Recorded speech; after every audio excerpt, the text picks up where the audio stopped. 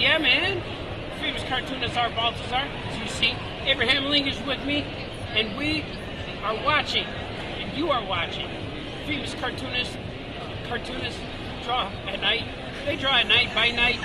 We're all here together, man. Buy their comics, buy my comics, shop.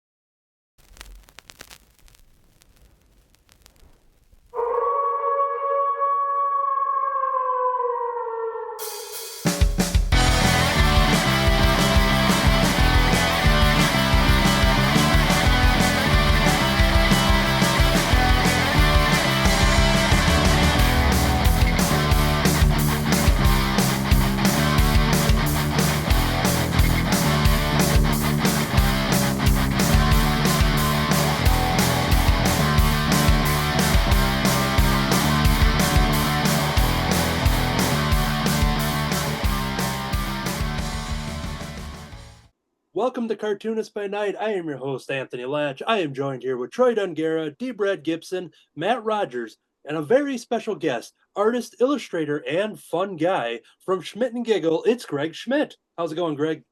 Hello there. Yay. How are you? I am excellent. Welcome to Cartoonist by Night. I'm sorry to interrupt your reading there, but It's all right. I'll pick up where I left off. It's okay. I hope you're ready. I didn't see you. You're ready to hang out, draw, and discuss a topic. Always. A topic in which you had picked. What is that topic, Greg? This might shock you, but it's X-Men the Animated Series. Oh, my all-time favorite cartoon. There we go. What a great coincidence, because I just happened to wake up wearing this today, so amazing. It's amazing. What a small world. So yes, reached out to Greg, and so throughout this episode, we're going to be talking about X-Men the Animated Series, and I think there'll be a little X-Men Origins in there as well, as far as X-Men comics and stuff. Not the Origins Wolverine movie; that'll be a whole episode in itself. But we'll talk about that, and then we'll also learn more about Greg Schmidt and his life as an illustrator.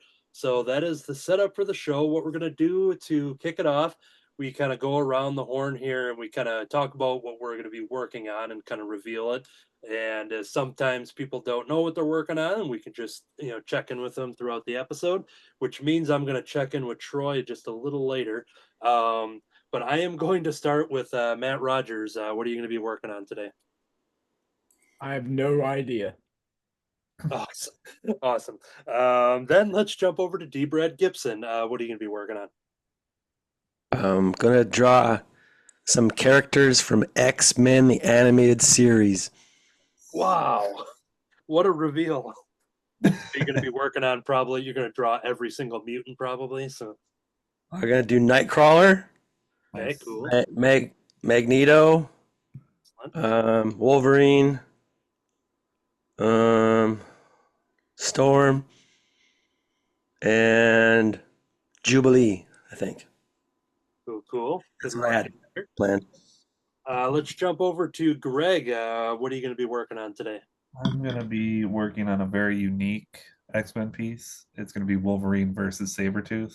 It's probably the first time it's ever been done, guys, so be prepared. I don't think I've ever seen that before. It's a weird mashup. I thought, wow, they don't like each other. Yeah. What if they were fighting each other on a picture? Yeah, the fact you're going to put them together, I think once this episode's released, I think Marvel's probably going to catch on and do something about that. I really think it's like cookies and milk. It's going to work out. Let's jump over. Just classic X-Men. So there you go. Let's jump over to Troy. Do you have any idea on what you're going to be working on today? Kind of leaning towards Punk Rock Storm. Is Punk Rock Storm in the X-Men animated, or is it just Big Hair Storm? She's in the new one. Yeah, she's got Punk. Yeah. Cool. She in the leather. Yeah. She's in the old one, the future Storm that time travels in one of the seasons. She's cool. Rocking the mohawk. So that's my favorite Storm is Punk Rock Storm. Yeah, pretty awesome. And I'm going to jump over to my screen here, and mine always starts with a little show and tell, so I have to open up this awesome folder that I happen to. It's very timely with a Garfield movie that's out at the time of this recording.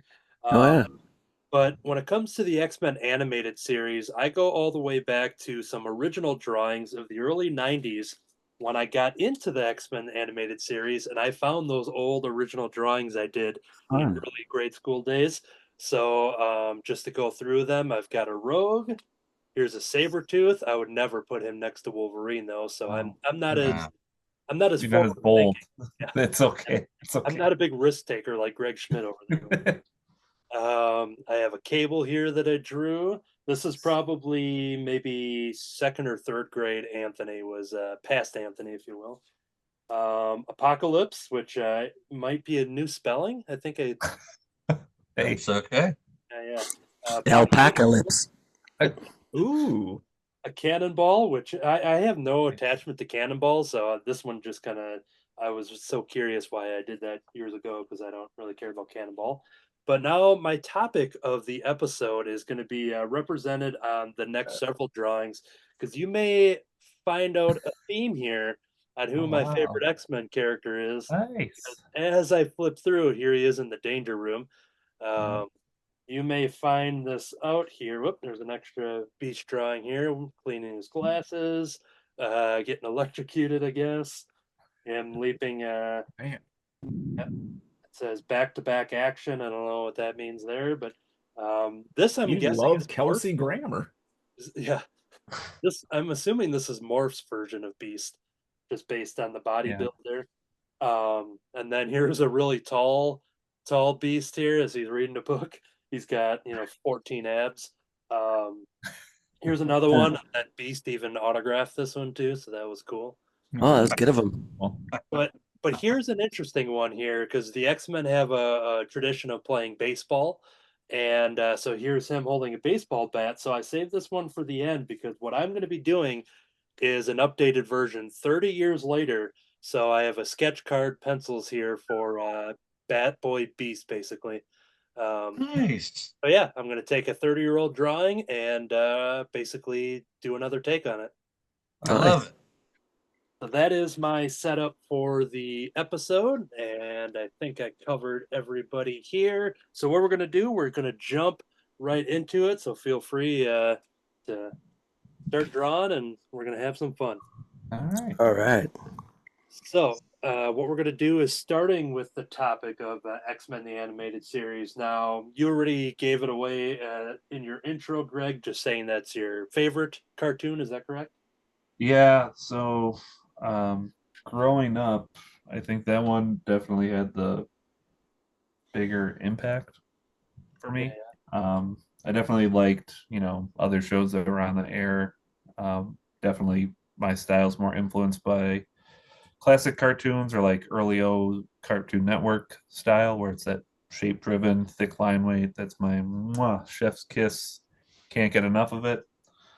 But X-Men I was either the right age or just kind of all of the above for it. But for whatever reason, it clicked with me. I don't know if it was because I was reading the comic books at that time and the show came out, and it was just like, wow, people know what I'm reading because comic books weren't really cool back then.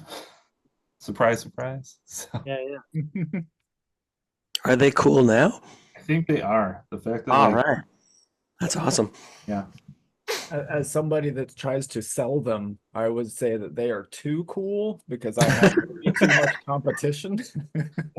Too cool. Too many But cool. no, there was one of those shows that like every Saturday morning I knew where I was. Like for me, it was 10:30 Saturday morning. That's where I was. There's one time that I like didn't get picked up from like a sleepover quick enough and I missed it. And I remember like just being distraught from like not catching the to be continued. Like, how did it end? Oh, And then man. the summer they played reruns and I caught up. So And you didn't have a VCR? I think if we did, I would not know how to like set up like the timer for it. That I would need somebody else, and You I probably. don't think anybody cared enough. Right. I bet you Greg ran to the nearest Pizza Hut to pick up the VHS tapes, right? Didn't they do VHS? Yeah, but I never did that. I had a buddy though that would just like record the episodes Yeah. for the most part if he could. So it's like random out of order like episodes that he would record on like a VHS tape.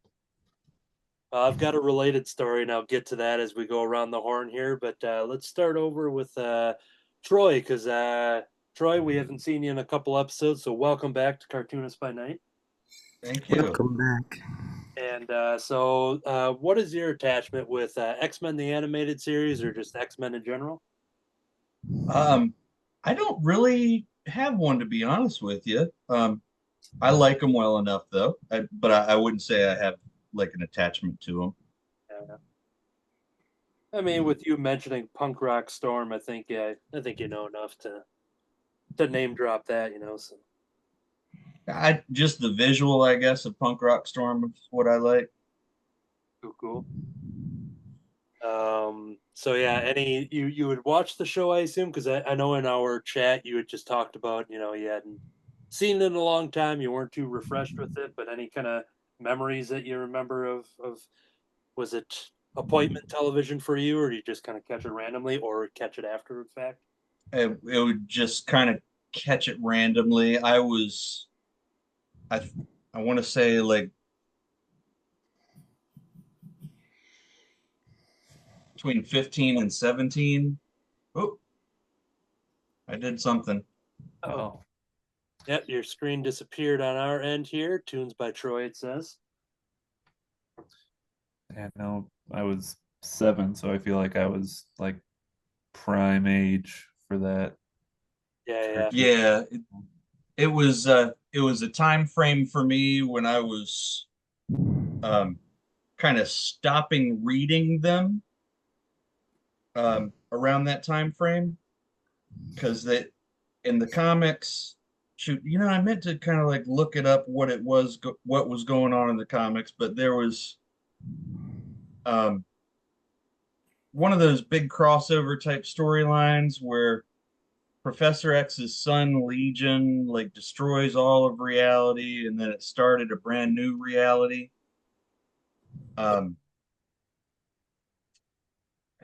Age of Apocalypse, what it was. Yeah. Oh, sure. Age of Apocalypse. So I really liked that at the beginning, but then it sort of lost me at a certain point. So then the show came on. I don't know if that was around the same time or around after, but I just kind of missed out a little bit there. I want to say Age of Apocalypse comic was maybe like, what, 96, 95?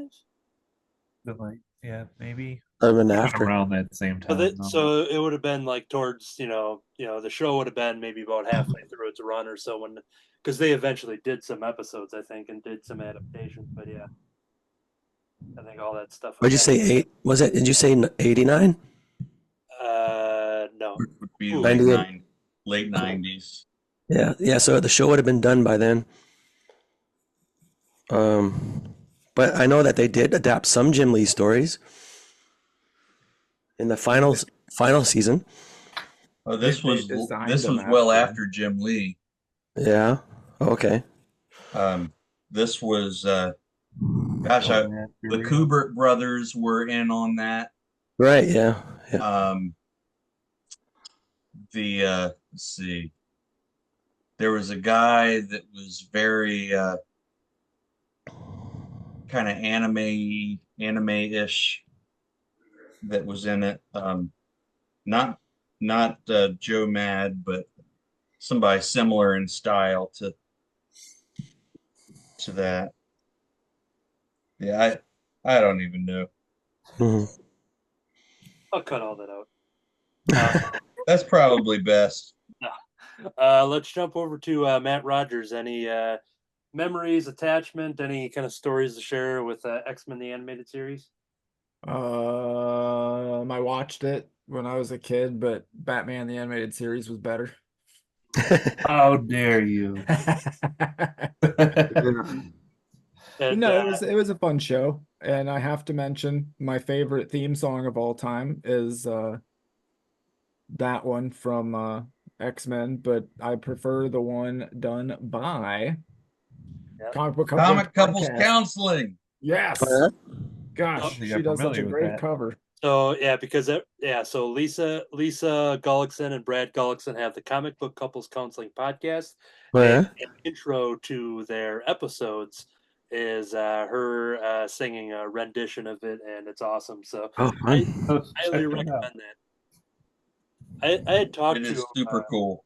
I had talked to him early on when we started Cartoonist by Night, just saying like, yeah, it'd be fun to have you two on. Lisa draws, but she's not in, doesn't draw in front of people and things like that. And Brad doesn't draw, but I'm just like, well, not everybody needs to hang out and draw and stuff. But eventually, we'll reach out to them and we'll get them on the show.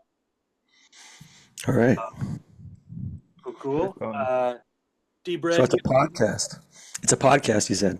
Yep. They do audio. They have an awesome Patreon where they do a bunch of cool stuff there. They just started recently hosting panels and having their own comic book couples counseling panels. Yeah. I was going to meet them in person for the first time at C2E2, but unfortunately they got ill when they arrived in Chicago and didn't want to be patient zero at C2E2. So, but yeah. D. Brad, let's jump over to you. X-Men, the animated series. Thoughts? I did watch it. Yeah, I watched it. I was not a little kid though, but I watched cartoons all my life. And it doesn't matter. I got up Saturday morning at 6 o'clock to watch them, even if I was up late the night before on a Friday. And that was the one I watched. I enjoyed it. I like the continuing storyline, and I watched the documentary on the making of it last night, and I didn't realize. Yeah, I didn't realize that so many, like pretty much all the voice work was done in Canada, and so I saw all the actors who did the voices, and I knew them from other Canadian TV shows. The woman who does the Rogue was a member of Parliament, a politician in the federal government. Really? After she did the series. And then the guy who does Wolverine, he was born in Ireland but immigrated to Canada. And when I was a little kid, he hosted a variety show called Circus. And so it's really funny seeing him do the Wolverine voice because he's not really a tough kind of guy. He's more like a song and dance man, I guess, kind of like Hugh Jackman, right? Song and dance man playing Wolverine. Yeah. Oh, that's cool. I'm going to take this time to say yet again, Canada's weird, man. I was going to say Canada's politicians are so much better than ours. Apparently. Yeah. They do voices for cartoons. Is that what you They mean? aren't felons. Yeah, that's true. Yeah, among other things. Yeah, that's just one reason why they're cooler. At least ours show up in Home Alone sequels. That's right. Gosh. All right, get away from that topic, D. Brad. Any other? Yeah, I've collected X-Men on and off, but not regularly.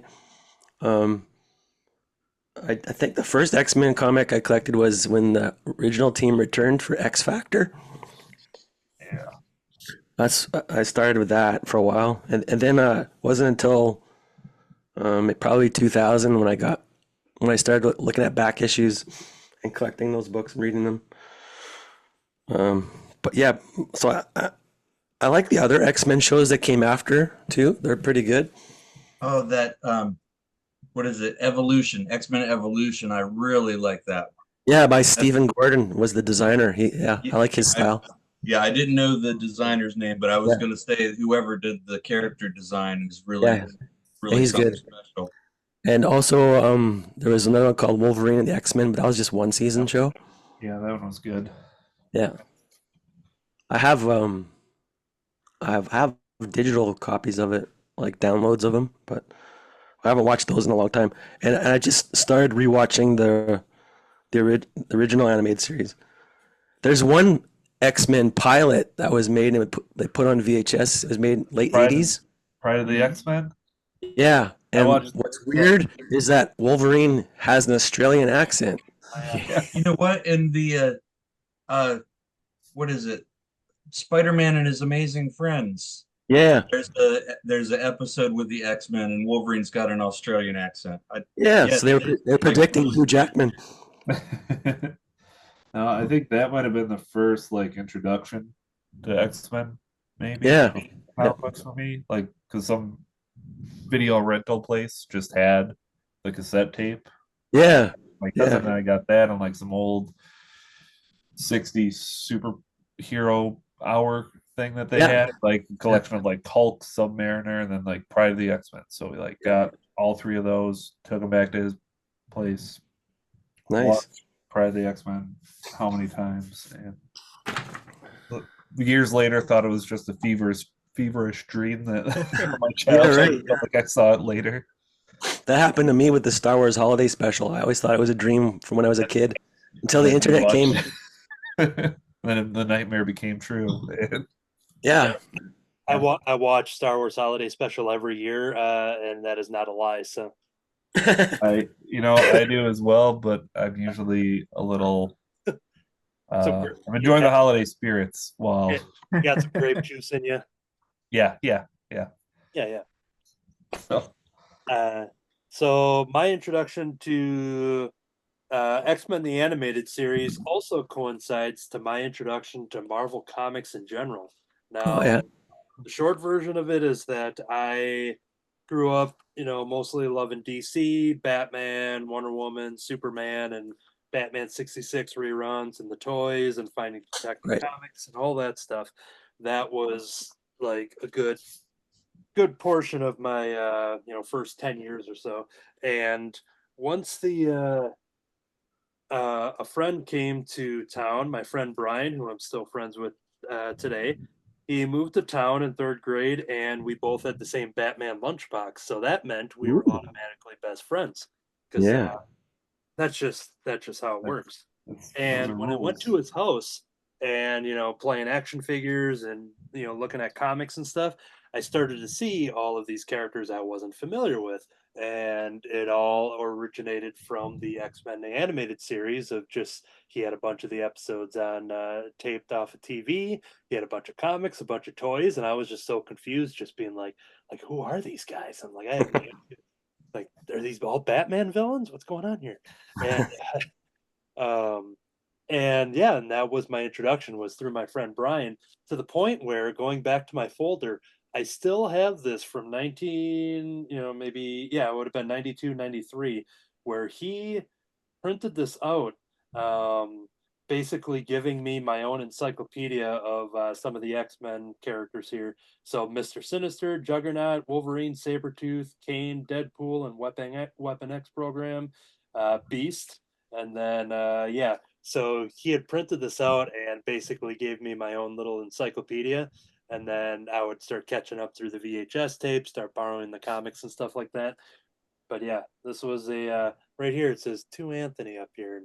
Nice. I probably came to school one day and then I had my X-Men encyclopedia here written out for me. Sounds like a really good friend, Anthony does. Yeah. That down below it says, "Do not show this to anyone ever." Oh, though. Shoot! Oh no! Now we'll be right back. Let's go to an advertisement for Happy Astronaut T-shirts over on Threadless. We'll be right back. Okay.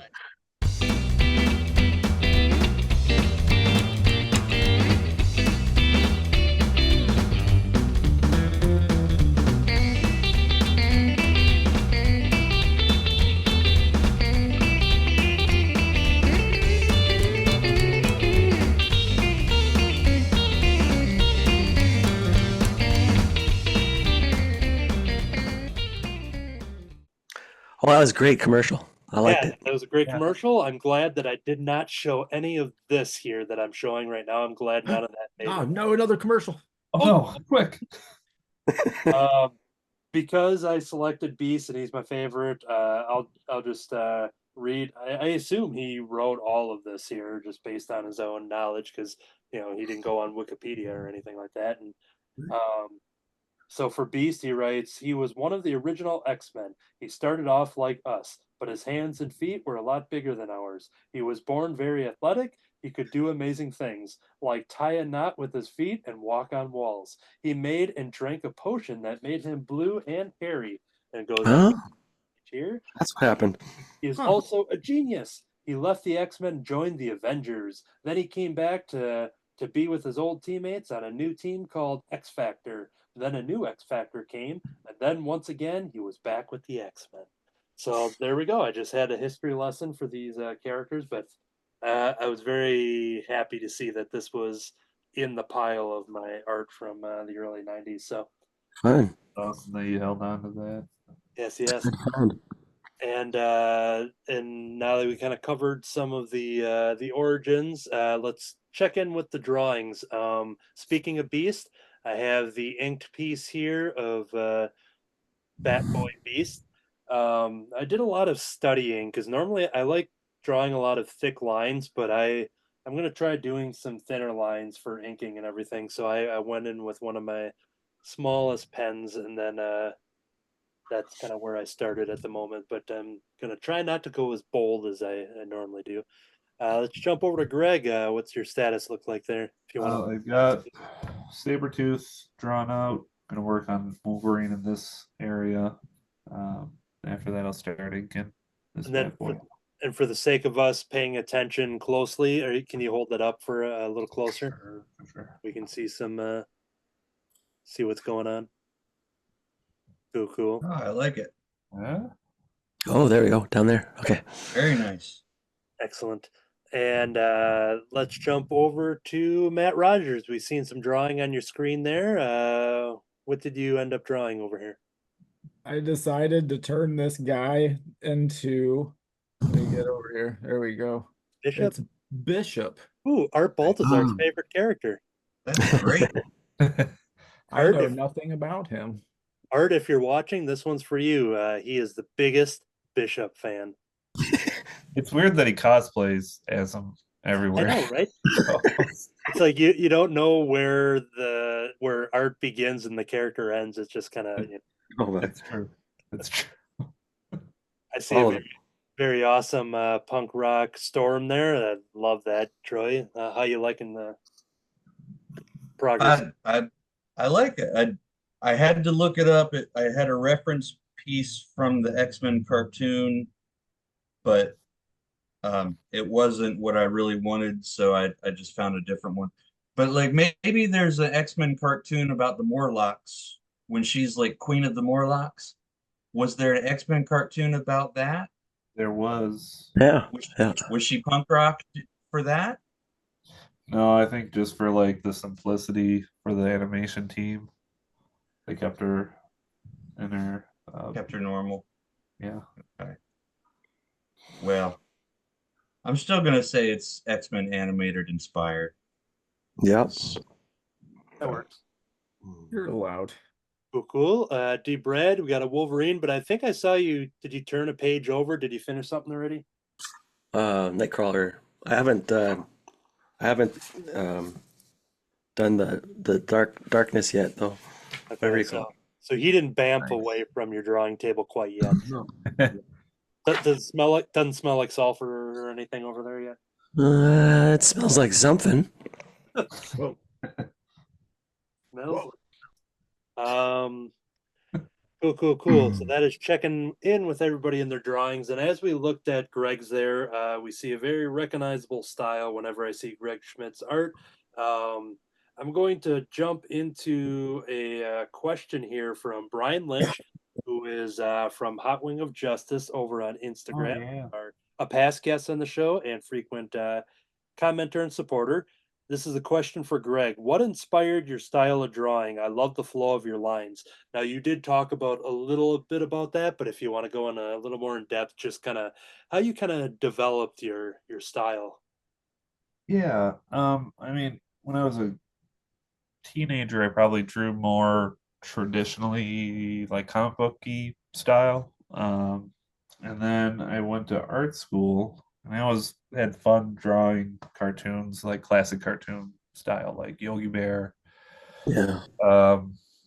like Jay Ward stuff, so like George of the Jungle, Rocky and Bullwinkle, all of that stuff. Mhm. So that just always had a soft spot in my heart, and always kind of enjoyed drawing that way, and I kept leaning more and more towards that, I guess. And then I kind of was trained more or less to do like children's books and things Oh like yeah. that, my style. Um, and it was okay. Um, Nothing really took off. I got paid, which was fine, but nothing really came of it. And I was gonna kind of more or less hang up the drawing tools and just kind of have it as a hobby.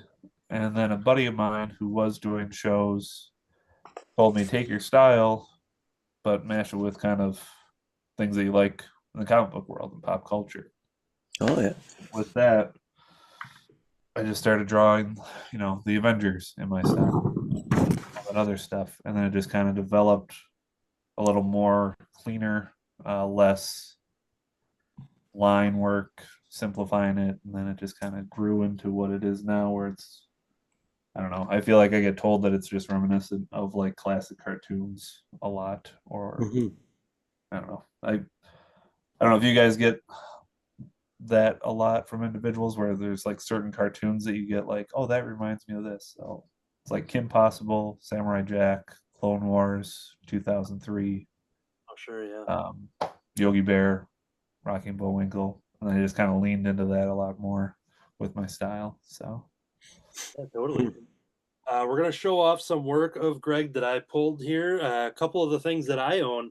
So the first time that Greg and I met was at a MightyCon event in Milwaukee, and I had went there and I had hung out with Art Baltazar. He had a table there, and I was just kind of chiming in back and forth with him, kind of showing him what I've been buying and stuff, and then went around, and this is when I saw Greg's work for the first time, and it would be this item right here, which is very on point for the X-Men because other than Beast, Kitty Pryde is the other favorite X-Men character, and here's an awesome print that I have here of Greg's work.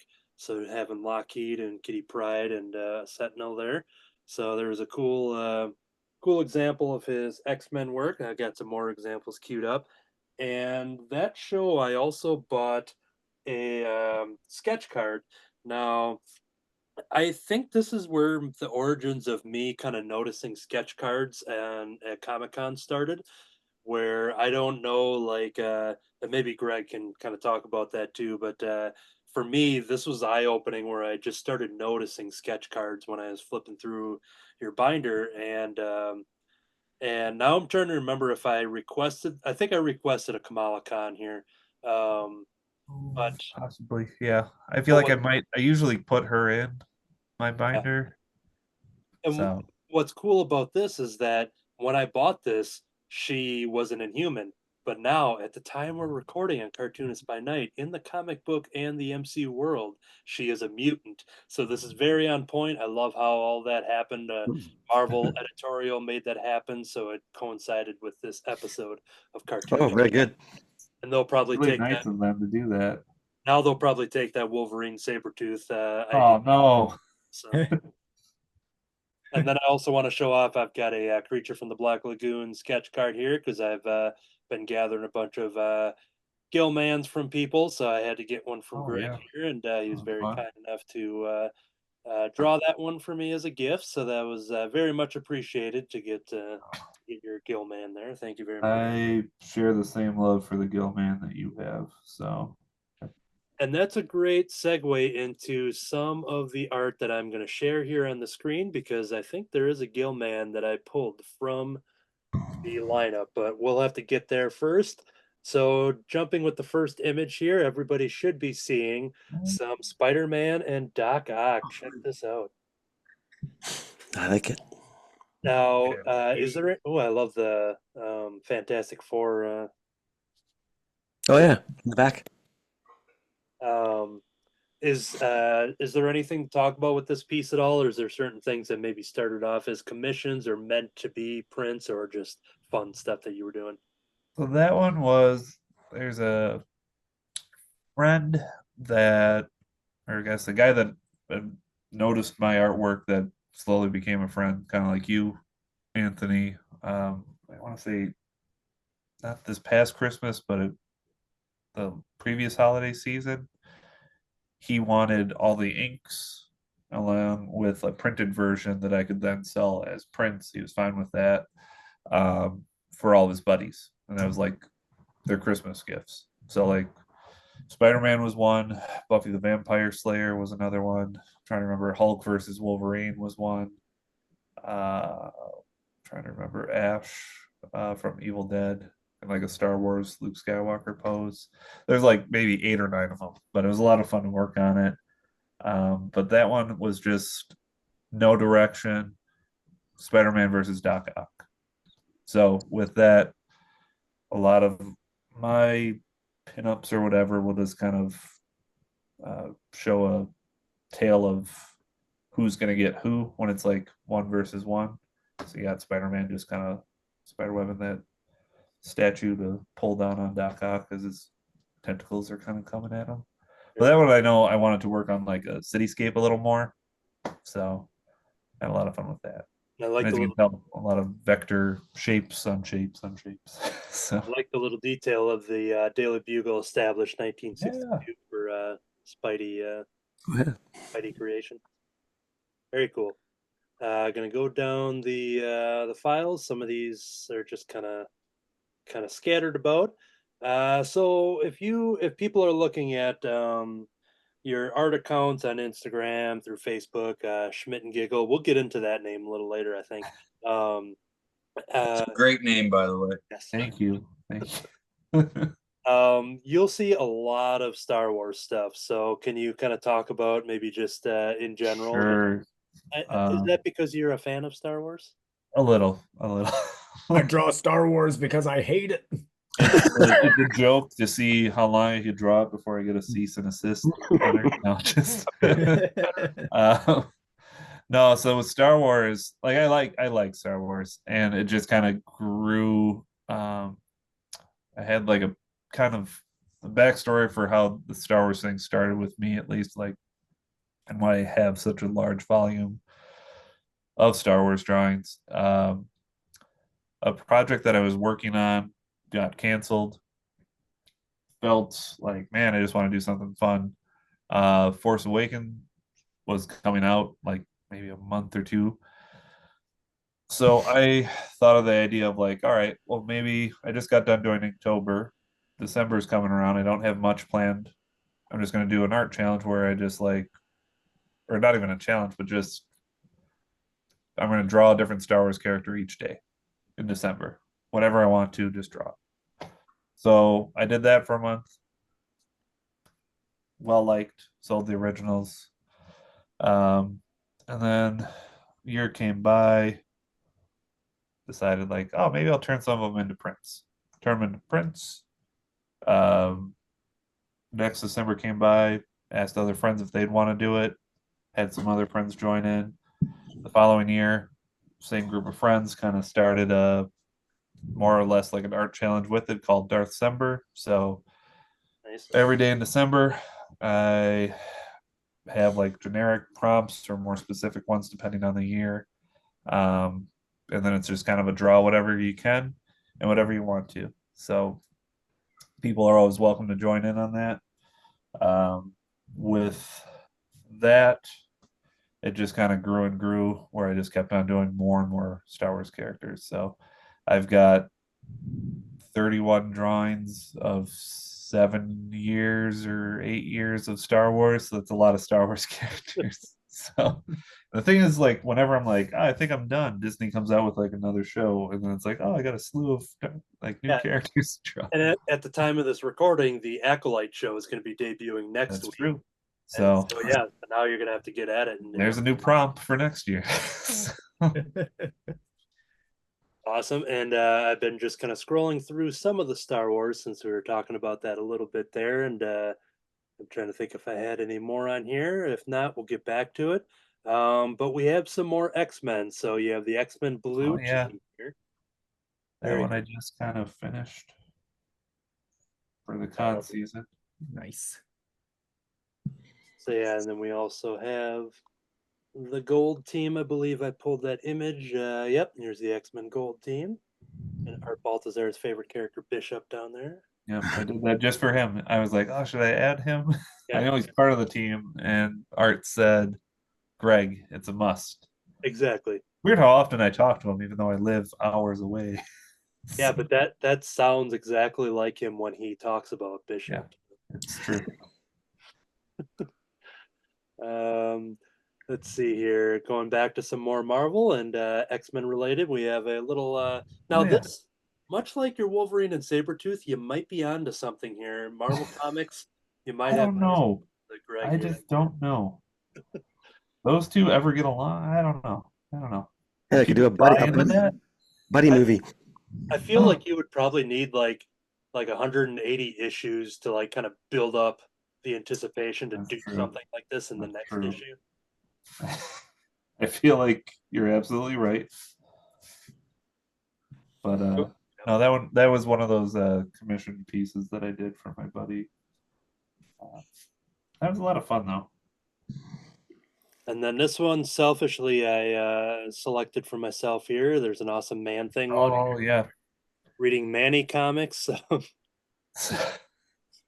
So our friend Kevin Wolf from Happy Wolf Art over on Instagram, and he has a YouTube channel. Yeah. He recently did. We had him on for a newspaper comics episode of this very show, and he did a fun mashup of Man Thing and Beetle Bailey, and so yeah, that's just kind of a shout out to that, just because I like the fact that Man Thing is just sitting here, reading Manny comics, and yeah, Just chilling in the swamp. So that was I think another fun one that initially was like an idea for like a swamp thing. Yeah. And then I turned into a Man Thing type of. Then we've got a Wonder Woman one here. Oh, that was a greeting card. So there we go. have a wonderful, open it up, birthday. So Yeah, I remember when I was looking at this image and I was looking around and I'm like, is the image cut off or something? What's going on here? But now that makes sense. Oh, so that, yeah, I think I might have ripped that one, and there's like a stabbed what are Dark Shield's minions? The parademons, or right? Yeah, parademons, yeah. Yeah, so there's like a down parademon by her knee in that little area. Yeah. I think I threw Batman and Superman side by side. I was like, that's my print now. So and you said Dark Minions, but you weren't talking about Stuart and Kevin and no. And what's the other one? Um, There's a third other one. That's Stuart. Did I say Stuart? Yeah. Stuart, Kevin, and I can honestly tell you it's not my strong suit. Probably. I enjoy DC Comics a lot, and I collect not as much as I used to, but I definitely enjoy DC Comics. But a lot of the DC stuff, unless it were like Green Lantern, Superman, Batman, those were kind of more my jam. Then going over to the Ghostbusters, Oh, yeah. Stay Puft Marshmallow Man. Nice. I love it. Yeah. A great expression. In October, my son was probably 4, and he was just getting into Ghostbusters. So in October, I just did Ghostbuster characters. So very cool. All right, going over here. Basically, I could have went on all day and just showed everything you've ever posted as an artist. So I had to take collections of them and put them into a collage. Oh. So here are some fun trick-or-treaters. Yeah. Look at this. Those are my little monster guys. So. Love it. You made that collage, Anthony? I just put them together. So I started saving them individually to the point like, okay, I should just put all these into a grid collage. So I just assembled that just for the presentation here, but these are all singular posts and drawings. Right. the I think Bigfoot. that was an idea. Had a said failed project was a graphic novel that I was working on about like little monster kids going out trick or treating, basically. Yeah, that's good. So it was like the one night of the year that they could do whatever they wanted to and act like normal kids. Yeah. And yeah, things fell apart with that one. And my wife really enjoyed the character design for like Creature for the Black Lagoon and Frank. I think were the original ones that are being shown right now. They were part of that. And then I just kind of rolled with it for other monsters for the Halloween season. Yeah, I love Fun. Audrey too, and the Ghost especially too. I just learned the other day that they did a Little Shop of Horrors like cartoon that was on for like one season. Oh Really? yeah, forgot about that. Yeah, it was weird. No idea that was a thing. Yeah, Yeah, it was I'm, really I think they got the I can't remember the voice actor's name that did the the Audrey 2 the 80s version. But they got him back to do the voice in the cartoon. But Oh yeah, it was about like elementary school kids or something. Like right.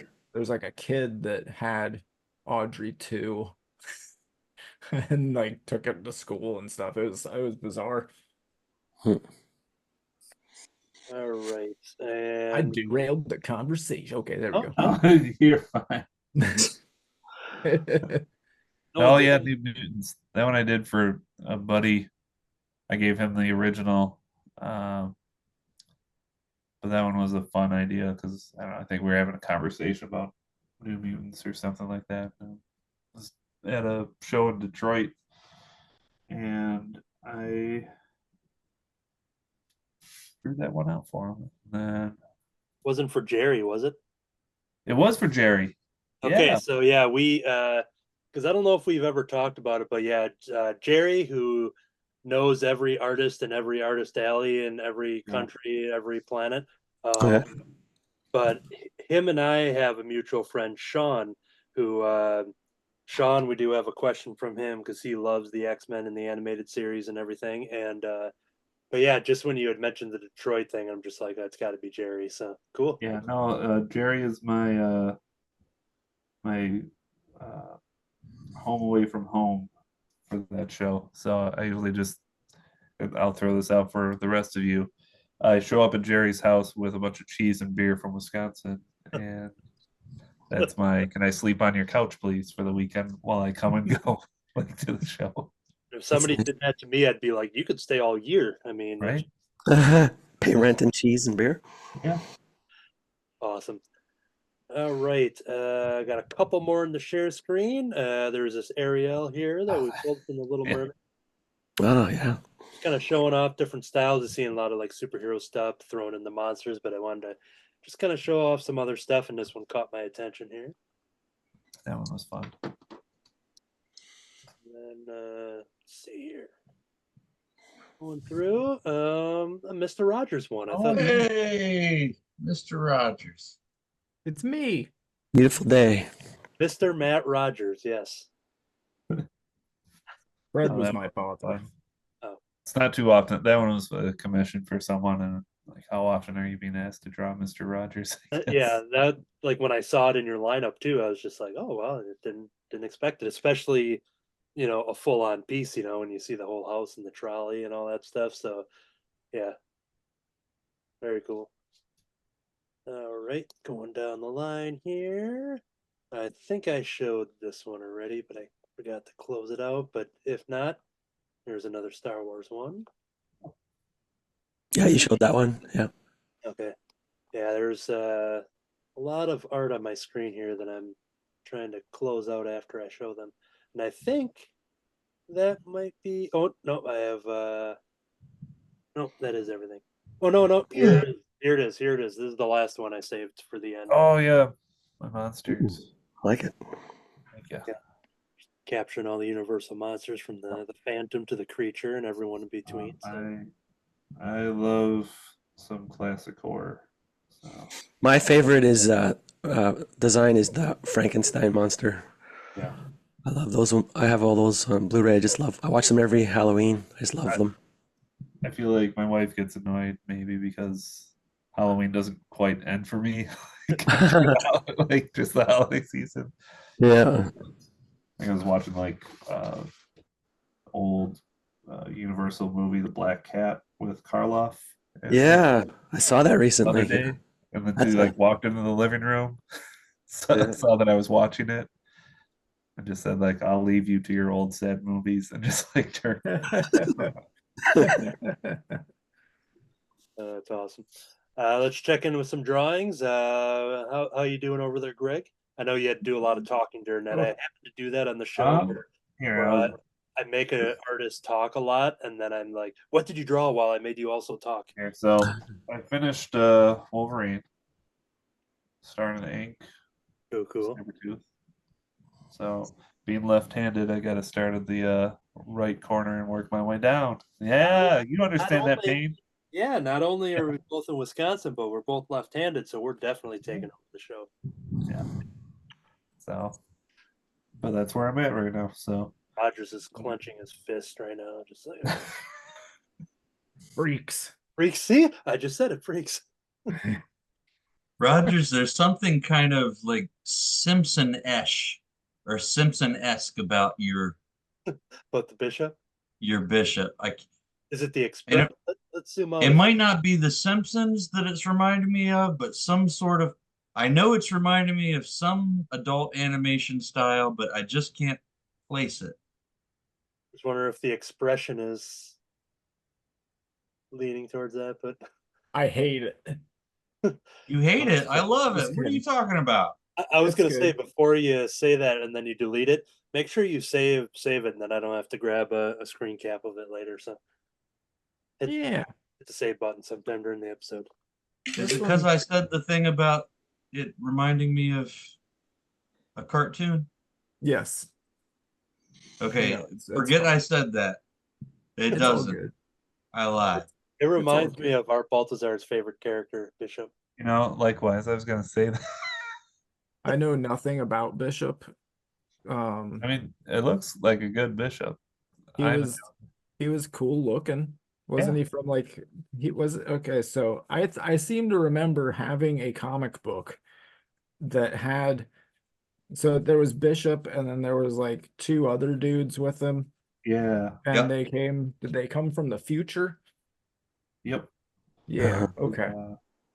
Aren't they I'm an trying to- X-Men poser. He like starts as a bad guy and then ends up. I'll be right back, guys. I need to pause my video for a second, okay? Sounds good. Okay. How do I do that? All right. Funny because Stop. you. There we go. Just Can say- you still hear me? Yes. Yeah, no, that's not going to work. Hang on. I can mute you otherwise. Oh, okay. He's muted. I was gonna say sometimes he can stop his video when he doesn't mean to do it, but when he means to do it. You can't. Checking on D Brad there with your drawing. I'm working on Jubilee. I'm not sure where I'm going to put her sunglasses, if they're going to be up or down. I did a storm. I haven't cleaned them up. I just had the red drawings. So that's what I've done since you last looked. Did it show up on screen when I showed it? Was it there? I was reaching for something at the moment, so Show it again, just in case. Okay, just in Yeah. case. Before you start. yeah. That's good. Storm. Jubilee. I'm just starting the coloring on mine. I set aside 3 different blues. The original actor who did Jubilee, she went on to star in a children's television show here in Canada called The Big Comfy Couch. She played the main character. She was a clown named Luna. Okay. And then when it came time to do that animated series again, the reboot, I think she declined to do the voice because she thought It should be an Asian American. Yeah. I think- You're right on that. Yeah, that's one of those things that like I never knew that Jubilee was supposed to be an Asian American. And then well, the voice actors didn't know that either. yeah, and you know how they use like in the 60s and 70s they like Mhm. would integrate stereotypes into the characters. I Yeah, guess right. what was supposed to give it away was the fact that like she had fireworks as her special ability. Oh, really? And I guess since Chinese people invented fireworks, that was Oh. supposed to be the thing that like That was the illustrated cue that to let. Really? And I guess her last name's Lee. Was that her last name? Jubilation. Her name is Jubil Yeah. Lee. I don't know. Jubilation. Jubilation, they would call her. I don't know if that was a nickname or Everybody just always refers to her by her entire name. Jubilation Lee. Jubilation Lee. And then in the one of the X-Men prequel movies, Lana Condor played her for very little screen time. I was always hoping they would Right. more with her character, but at least she showed up for a little bit, so I was excited just to. Rogers, look what I found underneath my my stack of paper. Hey, Uh, stick Ooh, that that's in the that. Papa astronaut. Put that in that phone nice. board. Put that in that That- phone board and mail it to me. Happy astronaut in the crap factory. Really? You want it? I have a drawing that Matt Fife made for me. Let's see. Cool. I have to make myself big again. Matt Fife, co-creator and writer of Happy Whoop. Astronauts. He drew. Ooh, It's half flipping me off. Saying, anyone can do this. Nice. You can blur that, right? I'll figure it out. Okay. Or you can just cut the whole thing, but I thought it was funny because he gets mad that comic books are mainly graphical. He's like, what am I supposed to commission? Do I write sentences for people? Yes. Like, yes, you do. What color Bishop has white eyes, right? No, Like, he has I red think eyes. so. I mean, So that- there's a trade-off though, that the writer can work on 4 or 5 projects at a time, Right. Exactly. whereas you pretty much have to. He'll spend 2 days writing a script, and that's an exaggeration. It probably takes longer, but he'll spend a very short period of time writing the script compared to the amount of time that you spend drawing it. And he can move on to the next thing, whereas you're still drawing it while he's on script number 4 after that, you know? So there's a trade-off to Yeah. in the time that you have. Even more for us because I'm penciling, inking, coloring, and lettering. Ooh.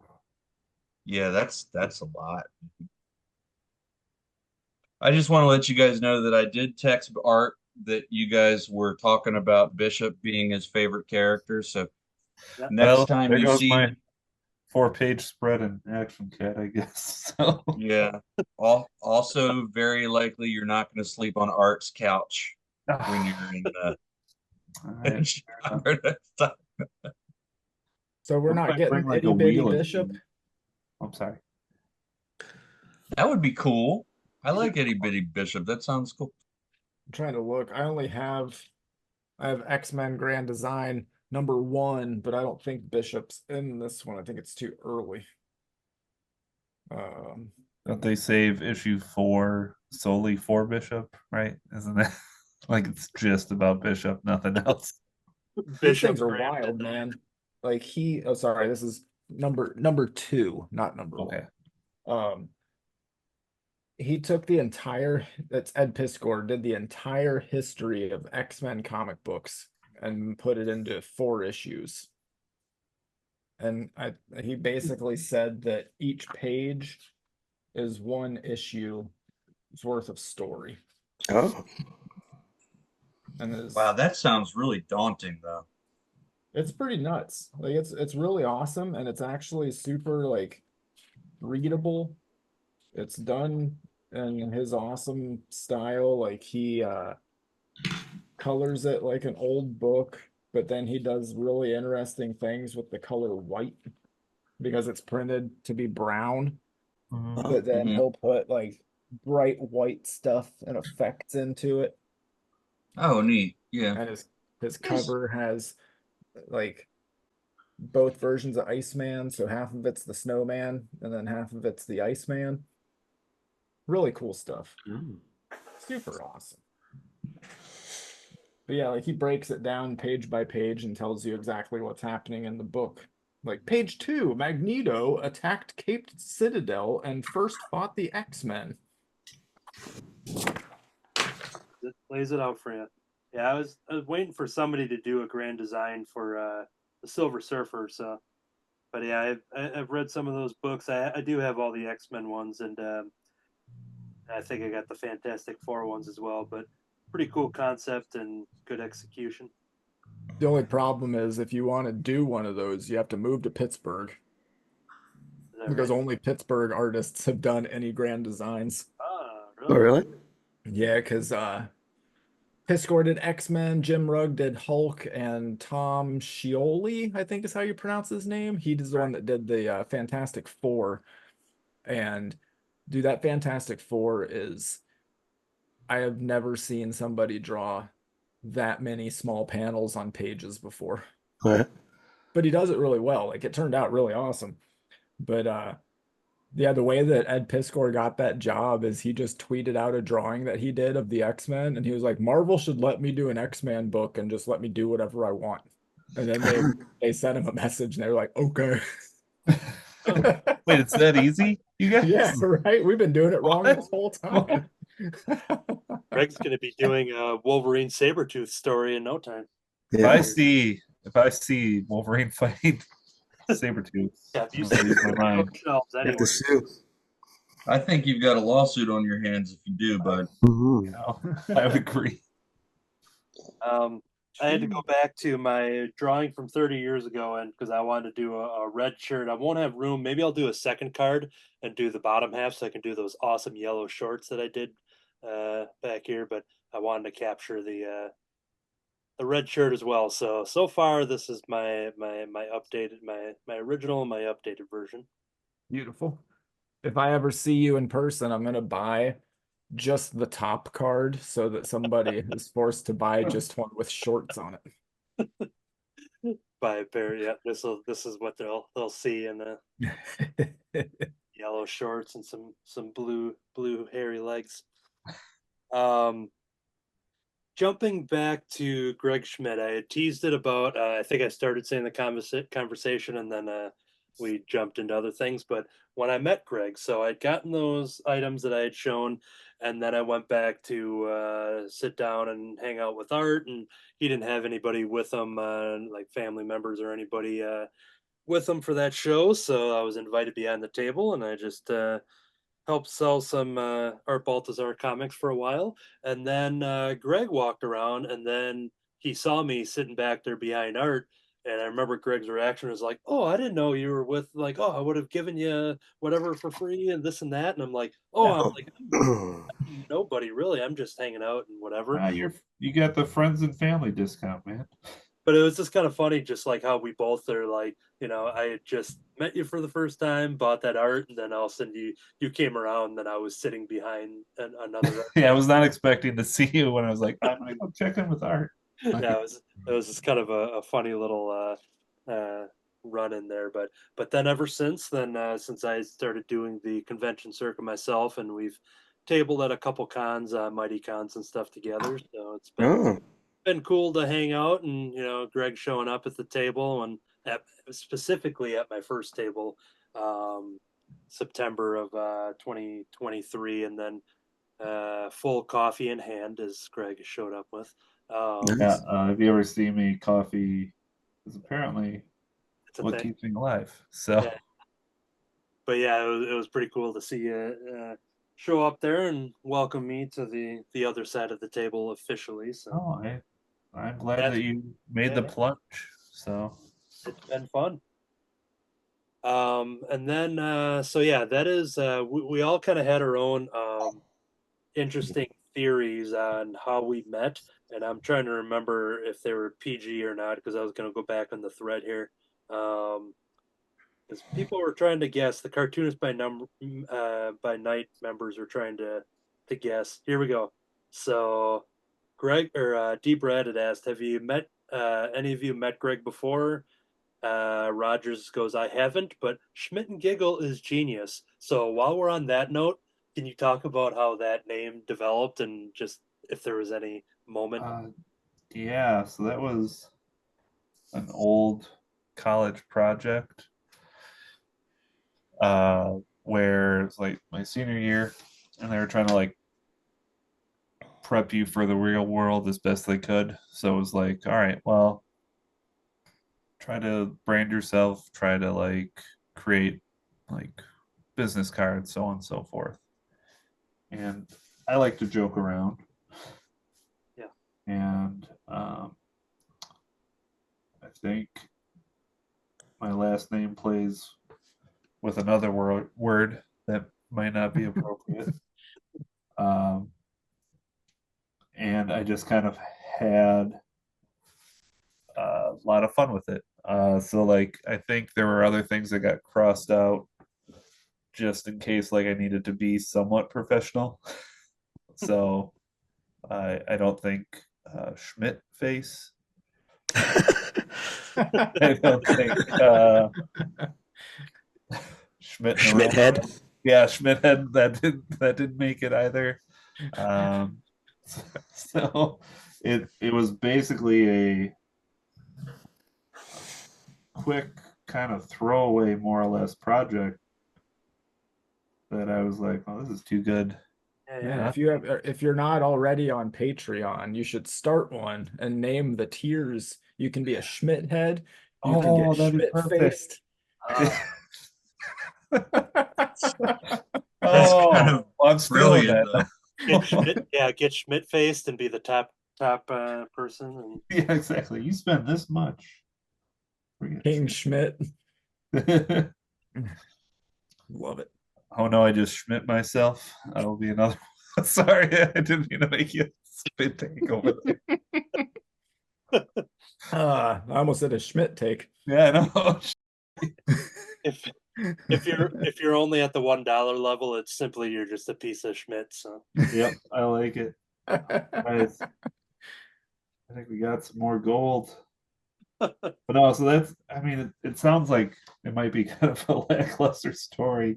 But, it was more than I thought it was going to be. Honestly, it's just the fact that it started, just with the, as a just project. like a throwaway project that turned into more. So I made an impromptu decision, so I wasn't going to be able to include his yellow shorts, so I decided to make the background yellow to really make that pop. So there you go.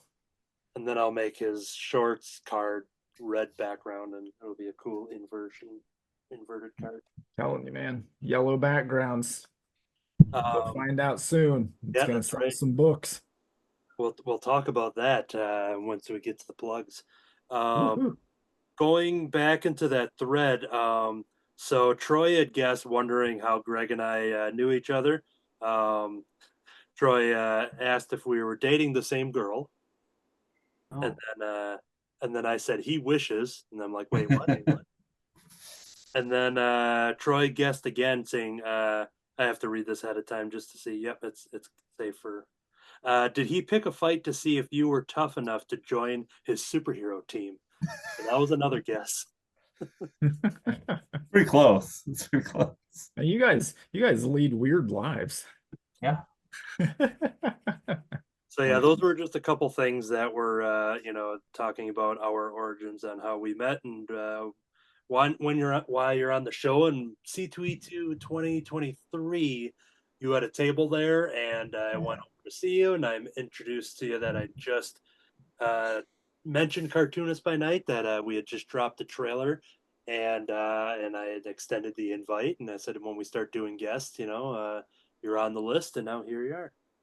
I appreciate you being patient because I feel like there have been like at least 2, if not 3 times. Sure. If you've reached out, and I'm like, I am in Detroit, I am in Kansas City, I am in here. Well, So.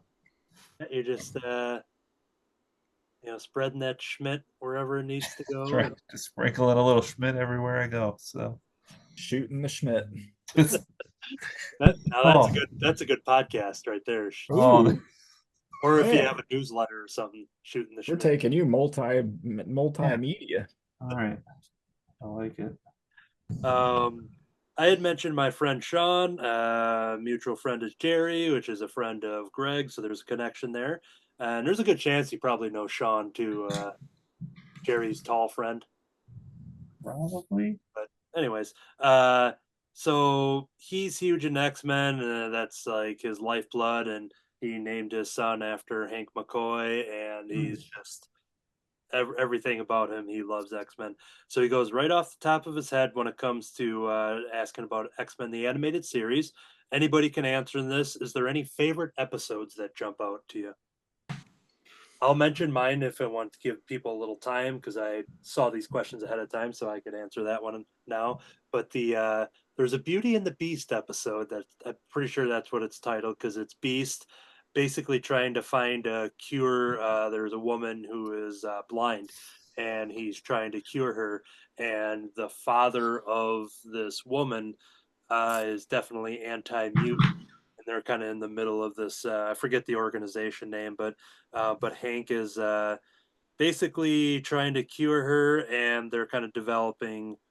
She knows that he's a mutant and everything like that, and when she finally gets to see him for the first time, and she's still in love with Beast and everything, but obviously her father is not going to very much approve of that. But the Beauty and the Beast episode, just because I love any of that kind of dynamics when you take that, a creature type of character and pairing them up with, a counterpart, a human, relationship, and having like, whether it's Buffy and Angel, and,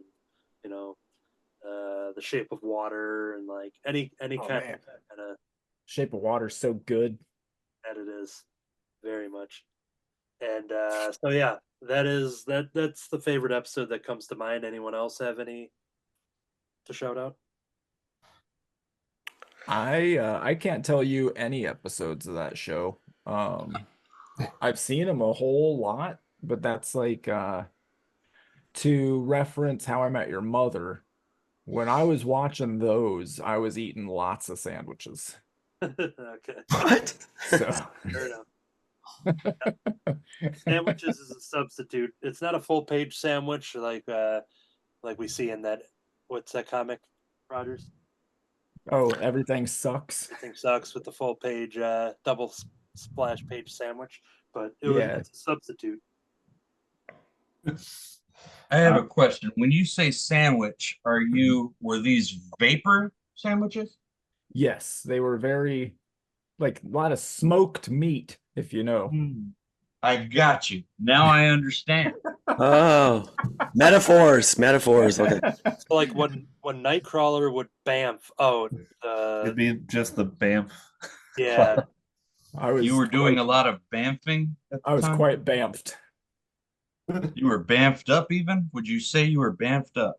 So when people say Bamf, are they referencing Nightcrawler? Yeah. Yeah. Because I Yes. always thought that it stood for something. I think it still stands for something else. So I'm guessing just two separate things, but Oh, maybe, unless Gotcha. unless that's just an inside joke for Marvel editing or something. Whoever, Maybe Jim whoever Shooter's came up like, with I that. got the perfect thing. But yeah, that's definitely like, oh, when they use it as a verb, they say it as he bamfed. Okay, because I always think of the noun Bamf, but it's okay. Gotcha. But yeah, maybe both are one and the same. But I'll ask. I'll have to ask my buddy Sean on that. Maybe he knows some, because he also loves Nightcrawler as one of his favorites. So it's very possible that he maybe knows the origin of that. I mean, Nightcrawler is a Bamf. Yeah, because there's a bunch of little bamfs and stuff too. We should just And, add Sean in this episode too. He can just be in like a pop-up video or something, and then he can listen to the chat, and then I can just click on his window and he can jump in with the corrections. Love it. Any other favorite episodes that anyone can think of at all, or just overall? One of my favorite was like their attempt of like Days of Future Past. Yeah, that was the latest one I saw. Yeah. So I think that's what it was, right? The one with Bishop coming back. Yeah. Yeah. So it's more of like Bishop's story, but also Days of Future Past. Without Kitty Pryde. Yeah. But that one was always my favorite. So as a kid and as an adult, my favorite X-Men is Gambit. But that's just because I think I'm a product of someone who was born in the 80s and grew up in the 90s.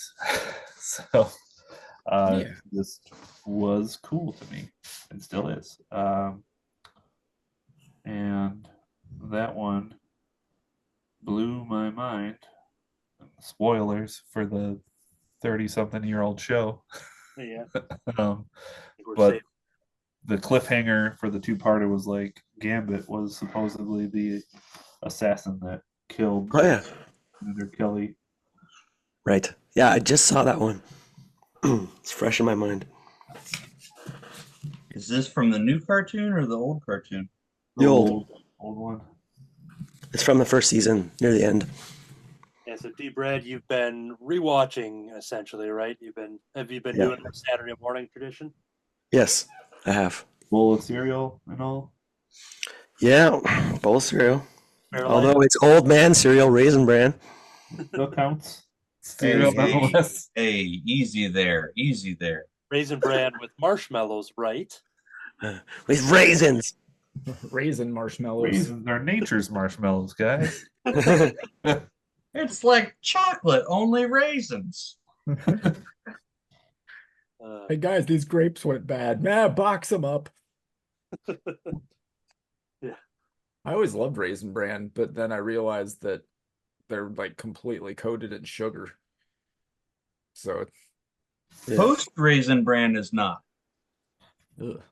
Post Raisin Bran is pretty much just raisins.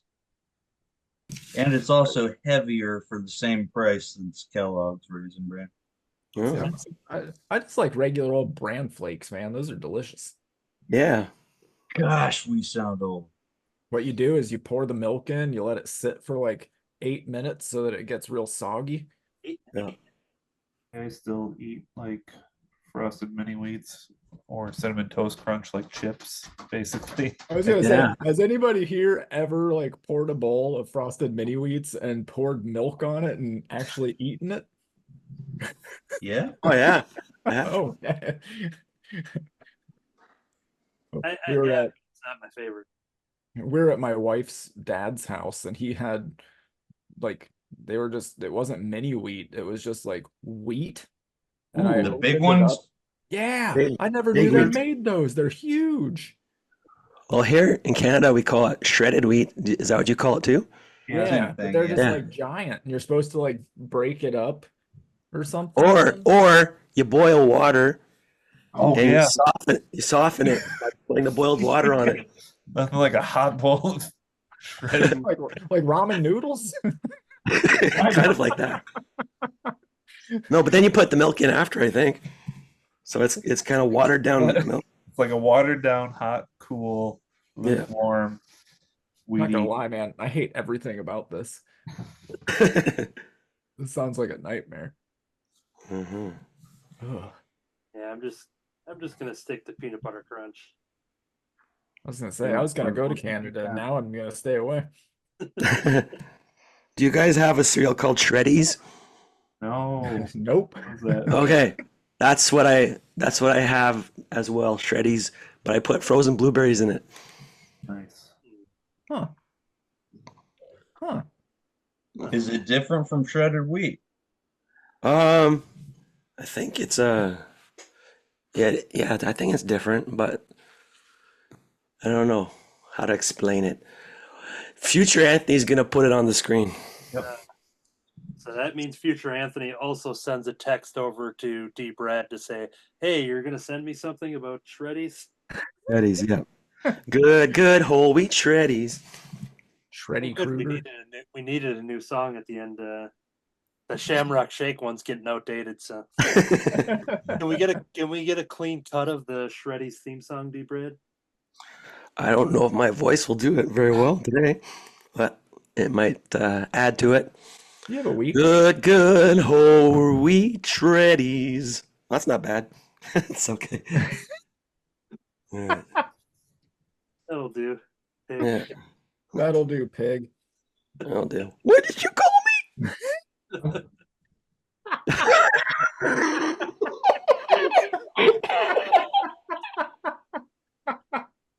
Oh man, I can't even laugh. Man, I got a lot of sound bites to play around with now. So, oh boy, what is going on with this episode? Okay. Is there any storylines? Sean continues to ask. Is there any storylines that anyone wishes they would have adapted for the original series? So, is there anything X-Men? I know, like Troy has been in the thread was talking about some X-Men comics and whatever. Like, is there any kind of X-Men comic storyline that you wish they had adapted, or even if you don't remember if they did or not? Well, I liked X-Force back in the day quite a bit. I was one of the people that was a big Rob Liefeld fan when he was active with Marvel. Yeah. But still will admit it. But the like the Shatter Shot was one that I remember that and honestly, to be, perfectly candid, I don't remember a whole lot about the story itself, but I would have thought that was cool if they'd adapted that. Even though I can't remember a whole lot about it right now. Mm-hmm. I'd agree. I wish that they would have just had an X-Force factor in there. Like they did do like a little story arc with X Factor when like it was Havoc, Quicksilver, Strong Guy, all those guys were in it. Mm-hmm. I remember that Strong Guy action figure being one of the coolest things ever because he was just so huge. I loved going to Toys R Us to get new X-Men guys as a kid. This one here, which I believe is somebody that Greg knows, because Greg had shared the question prompt over on the Instagram stories for Cartoonist by Night. So maybe I'll have a correction on the name, but I believe it's pronounced Lau Skeet. Oh yeah. Lau, I believe, is the pronunciation. He's an old buddy of mine. Hopefully it's PG that he asked. Let me read ahead. Oh yeah, it's a very fun question. So he goes, I've got questions, and anybody can answer this here. Who would win in a bar fight? Gambit with Cyclops powers or Cyclops with Gambit's powers? Does Cyclops also have his powers? So they basically just swap powers. So Gambit has Cyclops powers, and Cyclops has Gambit's powers. I would say Gambit because he fight dirty. Yeah, he's going to be a little. Yeah, Cyclops is a little too clean cut. That would be a little more reserved. Yeah. So I don't think that would work too well. So. Yeah, Scott, like if he gets, gives somebody a paper cut with a card or something, he maybe that or something, Cyclops would like hurt him and then like probably bandage him up and be like, "Oh, sorry." Anybody else have any takes on that? If that's the outcome or not? Not really. So, quick question, because I'm not super hip to the mythology of X-Men. But can he only charge cards? He can charge anything, right? But he just chooses to throw cards. Yeah, I think like his thing was like, well, I got 52 grenades basically in a pack. Got it. And Okay. yeah, I think his background is gambler as well, so it's just Yeah. something he had. And he's from the Bayou. So yes, thank you to Lau for sending that in. It was a very fun question. Mhm. My brother Adam, latchstacks.com, he asks, this is for everybody and whoever wants to answer, what do you like better, the equator or the prime meridian? Prime Meridian, hands down. Very, very quick. I'm gonna say equator because it sounds like an awesome supervillain name, the Equator. You know, Yeah, the equator's hot. I like that one. Oh, Ooh, your give me the track. superpower. Oh, temperature wise. Okay. Yeah. Anybody else have a weigh in on? What did I just see? Hold on. Let's take a pause on that and zoom in on what Matt Rodgers was what writing. did I do? I saw. I saw that. I saw that. There's a name on there. For Art Baltazar. There we go. For Art Baltazar. Or is that going to be for Balt Artazar? Bart Baltazar. Oh, okay. Now, so my head was down as I was coloring, and I look over at Troy, and I see there's a brand new drawing of Cyclops right there. Sweet. Oh, I thought that was Booster Gold. I thought that was Gambit as with Cyclops powers. Kind of similar to Booster Gold. So here's my Storm, Nice. and there's my Cyclops. Very Nice. Storm is pissed off. Cyclops is constipated. I don't know. I think he always is. Yeah. He feels the Schmidt coming on. Yep. Isn't this like the opening sequence of X-Men cartoon? Cyclops is like raging and like just shooting his blasting. laser in the sky. Oh, speaking of the theme song, I found out. Boo-ba-doo-ba-doo-doo-doo. Sorry, go ahead. Do you want me to try to do that? Yes, please. Okay. Let me bring, I don't know. bring Lisa into the Zoom and she'll sing it for us. That'd be better. That might be better, yeah. But apparently there's a cop show in Hungary Yeah. that has a theme song. It was like in the 80s up to 91. And the writer of the theme song, hadn't heard of the X-Men cartoon till a few years ago. And so he decided to sue them because parts of the theme is very similar. Really? Yeah. I listened. I found it on YouTube. The name of the cop show is a great name for a cop show. Linda. Like Linda. And it does have similarities in it. Yeah, it does. But I don't know if it got settled out of court or what happened with it. Is Linda an acronym? So it's like law in. I don't know. Neutral. I wonder is Hungarian a romance language? Because in like Spanish, Linda is pretty. Oh yeah, I don't know. So is it like pretty law? Maybe. Law in natural disaster areas. That's what Linda stands for. So that they deal with the law in natural disasters. Oh, well, that looks like the main character I thought was named Linda, because there's this woman in the opening credits that they highlight doing martial arts. Huh. But yeah, it's like da-na-na-na-na, da-na-na-na-na-na. Except it's reversed. Except it's reversed. It's like And it doesn't sound as good as what you just did. No. no, not even How could it close. possibly? That's amazing. Not even close. Yeah. Anyone else have any opinions on what they like better, the equator or the prime meridian? I'm gonna go with Prime Meridian just because it sounds like it could be something else. Okay, there we go. We got two It's for like the Prime Meridian. Directive from Star Trek. Yeah. That's a good reason. I'm embarrassed that I'm drawing a blank as to what the prime meridian is. It's the equator that goes north and south. Yeah. Gotcha. Okay. Yeah. Another question on the topic of the X-Men. Brian Lynch from Hot Wing of Justice. He asks, was Magneto right? Was he right? Was he right? About In what? a way. Was he right about Hot Wing of Justice being a fun Instagram account? No. Yeah. Yes, Oh, he was. yeah. Yeah. Yeah, I mean,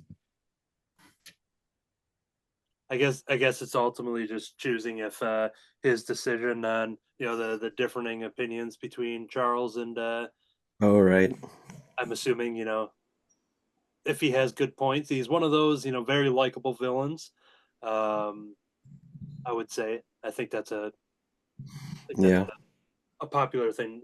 That's a I don't know what the word I'm looking for, but I mean, So I is would MLK or Malcolm X, is either one of them wrong? I mean, that's like asking, did Hitler have a good point though? Like, you know what I mean? Like you're asking if the bad guy was right. Right. well, all the bad guys don't think they're bad guys because they think they're good. Right. True. It always reminds me of um in My Dog Skip. Oh, don't tell me about that. That's traumatic. The movie is very sad, but it always reminds me of the there's a scene where one kid brings in stuff from like Nazi uniforms for show and tell, and he Oh, yeah. checks one of the badges and he says like God is on our side, and then it cuts over to a kid that's like, no, those dumb Nazis actually think God's on their side. You know, like, yeah, they don't think that they're the bad guys, they think they're the good guys. Yeah, right. Yeah, they did. Yeah. Like, I think like I said, I don't know a whole bunch about X-Men, but I think the only bad guy that would apply to that I can think of is Lex Luthor. Like, he's not really a bad guy. He just doesn't want humanity to become like dependent on Superman to save them. Right. So that's why he wants to get rid of Superman, because he wants humanity to be strong or whatever. I don't know if that's what he still is in the comics or not. Mhm. I think that's But what makes like a good villain, though, right? Like in So- general, like, oh, this Was it- person is doing. Wasn't things Lex? Sorry. Oh, no, go. Wasn't Lex Luthor? His original motivation was he was mad that Superman caused him to go bald. It's I- true, I man. heard- yeah, I heard somebody mention that like on a podcast or something. Yeah. Recently.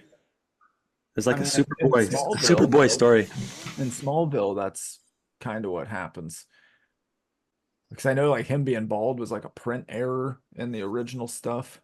Oh, really? Like yeah, he was supposed to have like, that's why they give him red hair like in alternate yeah. versions, because he had a bunch of red hair originally in the book, but then like a print error made him not have any hair or something. Oh, interesting. Yeah, it's weird. I always like it when they do stuff where they like pull from stuff like that. Like, I Yeah. don't know if any of you guys like Trek shows, but that Strange New Worlds show is amazing. And Yeah, it's I like it. Yeah. a prequel, and Captain Pike is the main guy. And that's Yeah. cool because the original pilot for the original series Star Trek didn't have Kirk in it. It had Captain Pike. Yeah, that's So right. it's like this one-off character that they worked into the actual like mythology of the show, and it's really awesome. Plus, Yeah. Anson Mount has awesome hair as Captain Pike, dude. He's so cool looking. Yeah, he's got the gift of hair. I'm gonna do that. Me too. A quaff. Future Anthony needs to digitally manipulate all of us to have Anson Mount's hair. Yeah. Black Bolt. All right. So I don't. I'm not sure where I'm sorry. Yep, Go ahead. Nope. I was going to say about the villain thing. I don't know where I got this, if I put it together myself or somebody else said it or I read it, but the Professor X Magneto thing, popping up during the civil rights movement and the X-Men being kind of a clear parallel with race it, to racism and things like that. Yeah. My perception is that, or I thought that like Magneto was Malcolm X and Professor X was Martin Luther King Jr. Yeah, I heard that too. Yeah. That's supposed to be the parallel, like with those two characters. So I didn't make that up or imagine that. No, yeah, I heard that too. I did not know. Makes sense. And since Brian Lynch from Hot Wing of Justice asked that last question, that's a perfect time to advertise something here that Greg Schmidt has contributed art to, because it is. Oh yeah. Oh, you did? Nice. Project Pumpkin. So Project Pumpkin has this was the first published pinup I got to have out there. Quickly followed by Happy Astronaut. But then Troy's in here, Fife's in here, a bunch of other people are in here, but Greg Schmidt is in here as well. So I was going to show off his pinup here for Brian Lynch's Jokin, the pumpkin character. So here's Greg's take on the character and doing a recognizable, amazing fantasy. Oh yeah, I like it. Pose there with Brian Pumpkin. That's awesome. But yeah, I like your Greg. I like your thick and thin line. Yeah. No, Really good. I enjoy that a lot. So Really yeah, it could be sometimes. like a terrible cartoon with like that type of aesthetic. And I'll eat it up. Doesn't matter how terrible it is. Like I'll just Yeah, watch it. yeah. So, Yeah, if you compare the cartoons on TV in the 60s to the 70s, where they like you compare like what Yogi Bear looked like in the shorts compared to what he looked like in those Laugh Olympics or Yogi's Ark cartoons. Yeah. He looked way better with a thicker line. Yep. I agree. Yeah. Glad I'm not the only one that thinks that way. So. Yeah, there we go. So yeah, wanted to show that off there. I part of the Greg Schmidt collection. All right, so what we're going to do here, we're going to start winding down a little bit so we can fit in some plugs, because we have some stuff that Rodgers is going to talk about as well. But before we get to that, though, Greg, at the time of this recording, this episode may come out hopefully within the week. Is there any conventions that you know of that you're going to have down on the schedule? So I think at this point it would be Arlington has like a library show going on in July that I'll be doing. Comic Bookopolis. I'm doing that. I feel like there's another library show mixed in between that. And tomorrow, which will already be past, if you're seeing me in Joliet, they have a Star Wars Day that I'll be doing. So thanks for attending if you're viewing this after the fact. So yeah, I'm not staying up all night to edit this one, so yeah. All right, perfect. Was it tomorrow? So yeah, tomorrow. So I gotta pack up and get out tomorrow morning for that one. So, but it's only What is this? Oh, what is it? What is the Star Wars thing that people keep talking about? Star Wars? It's about a big bird called a falcon that blows up a big Gotcha. beach ball. Okay. Space. Sesame Street spinoff. Basically, it's a lot. It's a Sesame Street in space. Now I get it. But yeah, going back to the Comicopolis, because I got a couple friends that are going to be there. So Adam Crone, who is past guest on this show, part of the Comics Skokie community, that is Great dude. His first art table at Comicopolis, and I think he is tabling with Chris O'Connell, who is our last guest in the feed. Talked about Darwin Cook, so I think so many connections. Yeah, and there's a couple other people there that I have reached out to that will be future guests eventually. But there's a lot of people, and I'm excited to see that Greg's on that list as well, because I was contemplating going down and hanging out and seeing everybody, and now I have one extra reason to do so. So it's a lot. schedule works out. Cool. Nice. Yeah. All right. Otherwise, kind of it for me, at least. I like the Wolverine D-Brad, by the way. It's a great pose. Yeah, it was different to pose before. It didn't look right, so I put his foot up. It was down before. I like it. I like it a lot. Like it. Like a I like it. I like it. I like it. I like it. I like it. I like it a lot. Like it a lot. It's a good pose. I like it a lot. So if people wanted to reach out to Greg and Schmidt and Giggle, how would they do that? Facebook, Instagram. I'm sure I have a Twitter account, but I do not use it if it's still activated. Or you can just email me at schmidtgiggle@gmail.com. So, And all that those are the easiest information ways to- all that information will be put up on the bottom of the screen as well for people to check I'm in out. point, like, boom, boom. Probably boom. probably actually covering my face unless the video puts me over somewhere else. Gotcha. Probably right here. Ta-da. I'm not talented enough to be able to move it around unless I just don't know how to do it. But I haven't taken any instructions for iMovie editing. I just figured it all out. So it's probably possible I could do that, but we'll see. You don't need to do it for me. I can guarantee you that. So. We'll find out. Current Anthony has no idea. That's a future Anthony problem. So take it up with him if you have a problem. But yeah, so those are definitely reach out to Greg and check him out and see him at some upcoming shows and buy some art and original art and prints. There's a lot of fun stuff at his table, so check that out. And now I'm gonna give the floor to Matt Rodgers because you have several things to announce, things that are available to purchase now, things available to pre-order now. I have these things set aside, but I'll let you go You ahead. have with one it. of I'll them as show it up. well.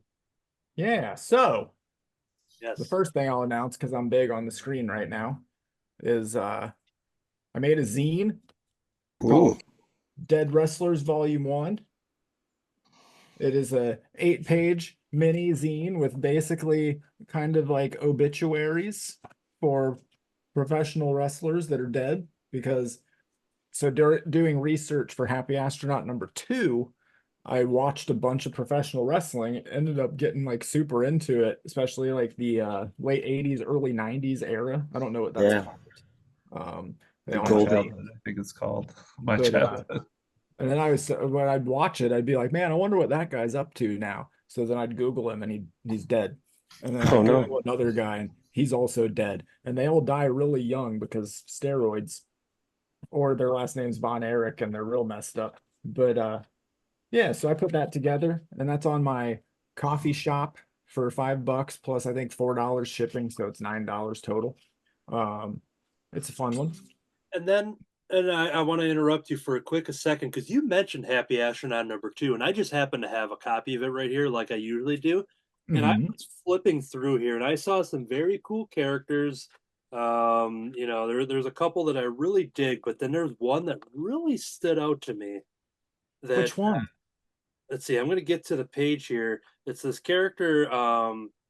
Man, I just got to find it here because I lost it. I didn't have this planned out just because you mentioned that I had to flip. So there's this character that jumps in here. Who's this? Who's this little guy? Oh man, that's this character named his name's Slaughter Otter. Yeah. We actually have the first book is in previews right now. Oh yeah. Boom. He's changed a little bit since then, but yeah, we're doing that book.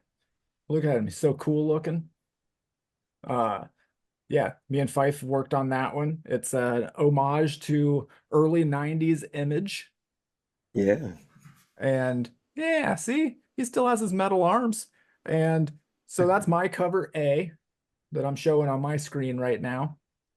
Oh, and yeah. then we got Troy Dongarra did one for us. I like it. And it turned out gorgeous. How'd you get Look him? at that beauty. It was so good that I had to make the logo smaller because I didn't want to cover up any of the art. Oh, that's a good idea. So we'll throw that up there. My good friend Jay Hammond did a cover for us. You'll be a That future one is guest. really sharp looking too. You'll Turned be a out future really, guest. really good. You'll be a future guest on this show, Jay Hammond. Ooh. Yeah. So that'll be Then we fun. then I did this cover. Ooh. Yeah. You can Wow. draw your own.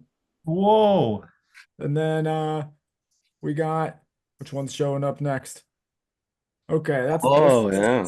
that's my Liefeld homage. This one's going to be spot foil, so just the red and the word Slaughter Otter is going to be reflective. And that one's Cool. going to be super awesome. And then we have Badoop. All right, this is the retailer incentive. Has the yellow background and the blood splatter. And then I gotta do some. I love the look on his face. And Like, It's a good expression. then the boop, there we go. That's gonna be a hollow foil version. Oh, I call it the Without the rad blood. hollow foil. No blood, and it has the nice 90s background. And then that's it. And then you're also going to be able to get cover A on, it's going to cost $100, but it's printed on metal. It's going to be a metal cover comic book. I've never seen that before. I don't know what it Me looks like. neither. Our publisher was like, "Do you want to do that too?" And I was like, or his actual wording was sure. something like, "Do you want to do that, or is it not 90s enough?" That's what So I funny. need. I would love to do that. Go for it. So yeah, that comes out August 28th, and you can get if it. I was you, all of my comps would be of that one. Right, just that, please. Yeah, I'm just gonna all my comps are that one. I'll buy the rest of them off of you. It's fine. Just Well, the really cool thing is it's in previews right now, so you can tell your comic shop to order it. But then Key and Spot went ahead and put it up for pre-order on their website as well. Oh, So you can pre-order that there. And yeah, that's my super exciting pitch. Early 90s. It's kind of takes influence from the early Image stuff, but then it also kind of has some G.I. Joe vibes to it. oh. And then for those going to their local comic book shop, this is what the current catalog looks like, the June for the August releases and beyond. But it always has two covers here, so just showing you, I think, yep, flipping that the right way. So yeah, this is the catalog you're looking for, and specifically, if you want to get all the information on that, go to page 375 of the June catalog, because Matt Rodgers has been talking about this project behind the scenes. There's a couple episodes of this show where we weren't seeing his drawing screen because he's been working on it, and he's been very excited, talking about his favorite work, and now we're all very excited to see that it's available. And look at this. Are we getting and just in case young Liam is watching. I'm sorry, Leo. I got your name wrong. Not Liam, it's Leo. sure, yeah. Yeah. And because this creative team usually does all ages, what I guess rating would you give this new project at? I would say 13 and up. Okay. Like, it's not going to have language, and it's not going to be super gory, but there's a lot of guns and there is blood. Gotcha.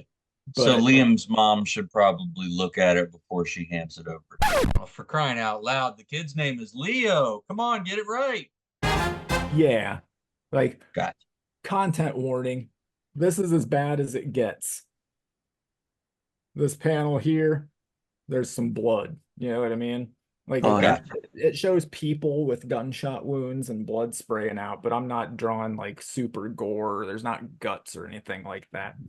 Gotcha. But yeah, Tasteful gun violence. This is where they store their ketchup packets, guys. All right. But yeah, that's a preview of the art. It's nice and dirty. Awesome. I like it. It's gonna really be a good. one. Can't wait. I heard Rodgers is saving the Super Gore for the brand new title, Super Gore, coming later this year. Super Gore #1. Super Gore. I'm gonna slowly, as every title I put out is gonna just get worse and worse. And then just for now that there's a lull, future Anthony, when I was opening that page 1 preview, I accidentally showed off for the entirety of everything that I had for it so far. So if you could just not have me on screen for that part. Fair enough. I will do the editing. Thank you. I knew it shouldn't work in so many layers. There's a good chance that I would have seen that, and then I would have to send you a message and then wait for your reply. But I appreciate the editing ahead of time, so I can take care of that. Cool. Yeah, I'm excited. I'm definitely pre-ordering the metal cover, so I'm excited just because I told you guys not just being like that's not something that I would buy unless it was like an all red related book. But the fact that my friends, the Matts, are coming out with a book that has a metal cover, I'm like, yeah, I'll go in on the metal cover. So I'm stoked. Greg, can we see the picture closer? No. Please. Yeah, we are in the final stage here to kind of show off the final art, so that's a good cue to. Let me know if that's too close. And then are we able to turn it? Because to you, it's probably just based on the camera. Or maybe put it on your main screen. Yeah. There we go. Just kind of turn it towards your main camera. Here, wait. God, that might have been a bad mistake. There we go. There you go. Beautiful. I love it. I always love seeing that kind of stretched out leaping leg like in your design. Yeah. It's such a we saw it with the pumpkin character, we just kind of I was going to show it off here, but it's actually not in the Kitty Pryde print because she's in the middle of she's probably doing that inside the Sentinel's head there though, so yeah. It is really beautiful line. Like you were talking about how you love those heavy lines. Yeah. It is really, really nice. And it does have a bit of an old animation quality to it. I was watching as you were doing it, how you were. So sometimes when I see things like that, like I imagine somebody just like takes a fat paintbrush and just like, and then they're done. But I was watching as you were doing it, and you were like really meticulous about making it flow super well.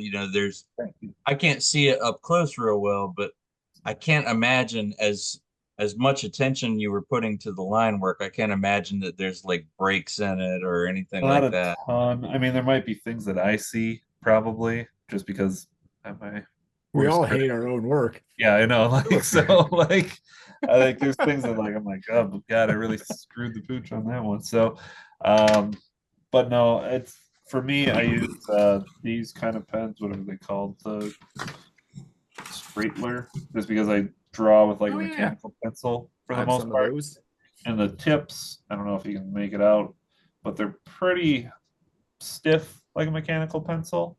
So just like mimics for me at least that really well. It's like their version of a micron. Yeah. I've used them before. I like them. I have the Copic versions too. Yeah, those are good. The ones that are good about those is I have the special ones that are metal bodied, and you can actually buy ink refills. Oh, that's nice. So that's really cool. I never use them. Oh no. I've been obsessing over I'm trying to learn how to do brush pen. So I've been using these hey guys, I gotta go. I'm sorry. I'll talk to you guys later. All right, bye. For the rest of the show. Sorry about the abrupt leaving. No problem. Sorry. Yeah, I've been using these it won't focus, but no, I know what you're talking about. I've tried brush pen just because like we were talking about earlier, like it is kind of like this so hard rhythm of just kind of back and forth stroking with like a slight arch to make that line thicker with that mechanical pencil ink pen. So like a brush would just be like whoop all done. Right. You would think so. But I don't trust myself, and it's been forever since like I've painted with oil or gouache or acrylic that I don't trust myself or my skills with that. It's definitely it's nerve-wracking because it's like Whoops, I messed it up.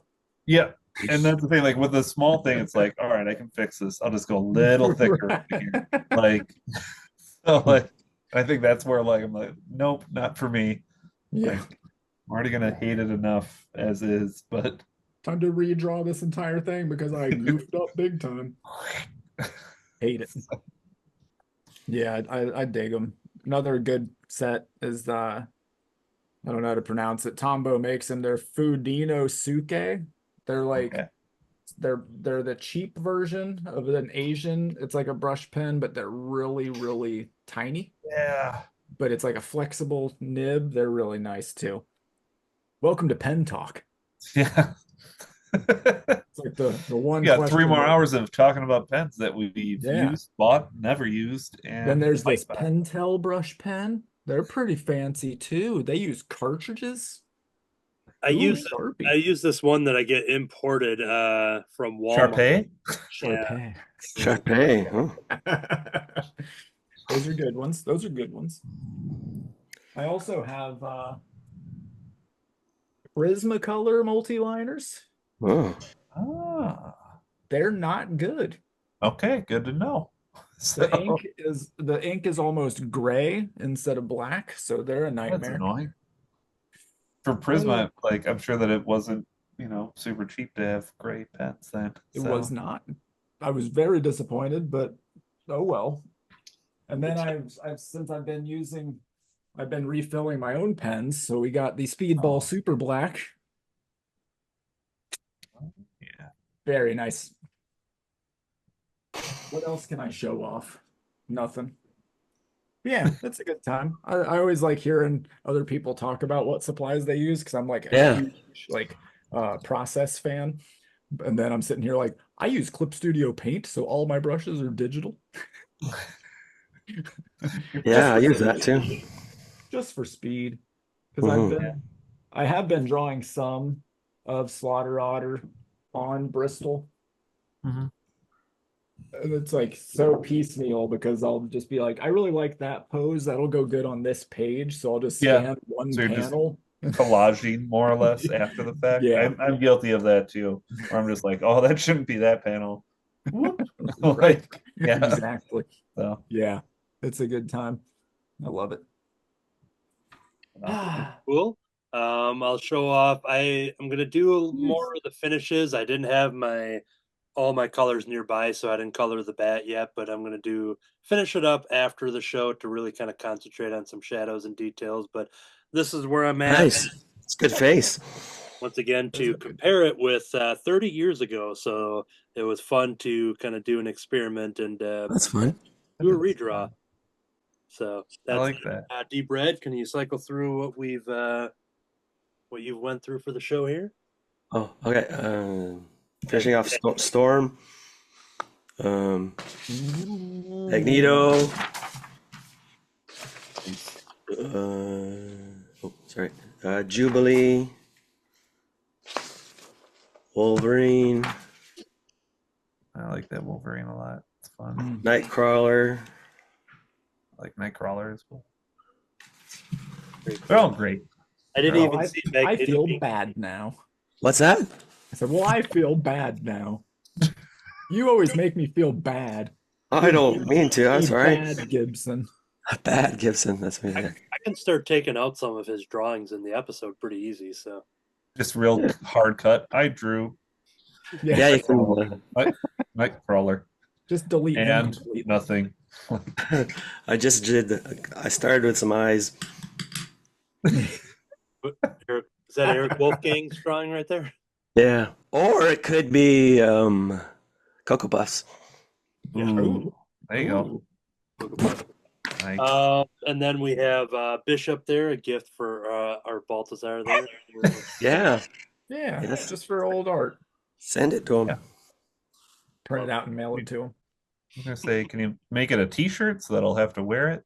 Like, I should give it to him at a convention. Here you go. I heard you really like Bishop. Can you put a word balloon on there? Have him say, "Oh yeah." Ooh. Yeah. Does he speak in script or anything? Script. Not in this universe. Not in the That would be universe. pretty cool. But yeah, I think that will do it. Unfortunately, Troy had to go, but we did get to see his Cyclops and Storm drawings. And for anybody that's new to the show, we put in all the drawings, whatever stage of completion they are by the time we finish editing. You'll see that in the closing credits. But wanted to extend a thank you to Greg for hanging out with us and celebrating Cartoonist by Night. Yeah. We're into our thank you, second guys. volume, second season. So we're kicking it off with more and more guests, and it was exciting to have you on the show. Oh, I appreciate you guys having me. It was a lot of fun. Yeah, it's fun. Yeah. So I'm sure our paths will cross again. Very much, and yep, every time it's kind of an open door policy now, where if someone's been a guest on the show, that they can drop in at any time. We haven't publicly said that, but it's an open door policy. So Okay. Oh, there you go. Now you know. There you go. Now I'll just, whenever I'm not at a show, I'll just. Yeah, there we go. So You'll just you'll just type in a bunch of random meeting IDs until I find you. Hey, is this Cartoonist by like, Night? Let's talk about X-Men again. Yeah, you guys ever seen the show X-Men? Let me tell you about it. Let me tell you. Oh, You can come back in 30 years and you can do X-Men 97. perfect. There you go. Yeah, and then redraw what you're doing there and see what it looks like, the 30-year version. So Old man scribbles is what it will look like. So very awesome. So please check out Greg's pages and follow him in those social media links that we listed, and they'll also be in the closing credits. But that was another great episode. We have a bunch of exciting guests kind of lined up that have said they were excited to be on the show. So as long as schedules align, we will get them on. Once again, now that we're able to talk about Slaughter Otter, then Slaughter Otter. Otter slaughter. Yep. It'll be, do I have to cut this out now too? What's going on? No, you don't have to cut anything. You're good. Okay. All your passwords. Oh. So yeah, it's exciting to see that. So the fans will see all of that information, and we highly encourage you to pre-order that book because it's going to be a ton of fun. That is going to do it for yet another episode of Cartoonist by Night, and we end the show just like how we do every single episode by saying, "This one's for you, Morph." Yeah, right.